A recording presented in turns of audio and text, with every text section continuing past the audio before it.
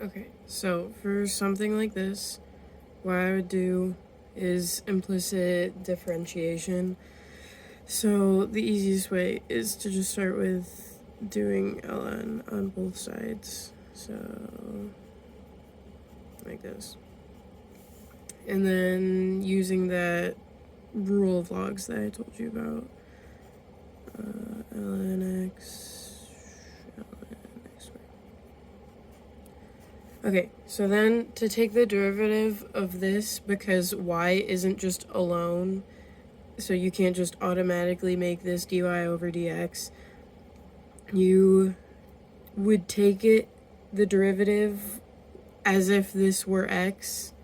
So the derivative of ln y would be 1 over y. And then you multiply this by dy. Then over here on this side, you would take the derivative just like normal, but using the product rule, because this is b multiplied. But you're going to have dx next to anything that you take the derivative of x for, if that makes sense. So like, when I'm setting this up, I'm going to take the derivative of this. Whoops, I wrote that wrong.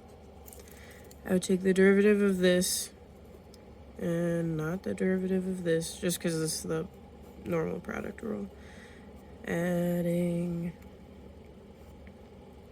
and then take the derivative of this, but not the derivative of that. So then when I actually take the derivative, we have that 1y dy. We have,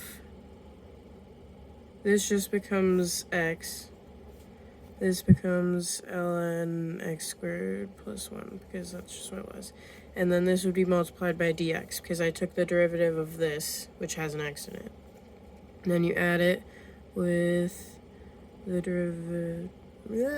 derivative of this, which would be x squared plus 1 times 2x, because you have to take the derivative of the inside, that's the chain rule, times ln x.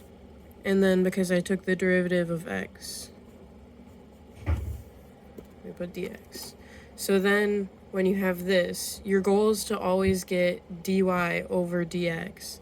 So you can, because dx is being multiplied by both of these, you can just take it right out.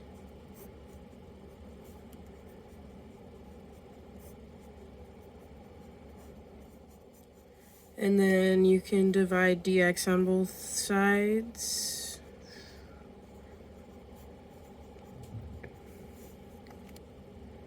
Equals.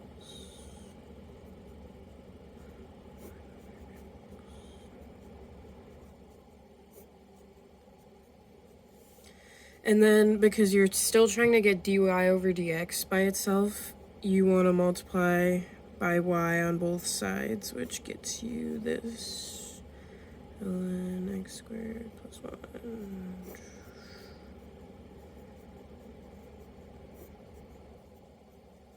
All multiplied by y. But because your original equation, you start off with like just x's on this side, you want to have only x's in your final answer.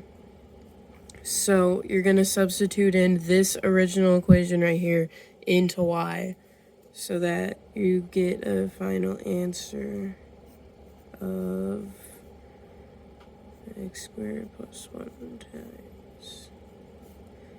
times this whole monstrosity.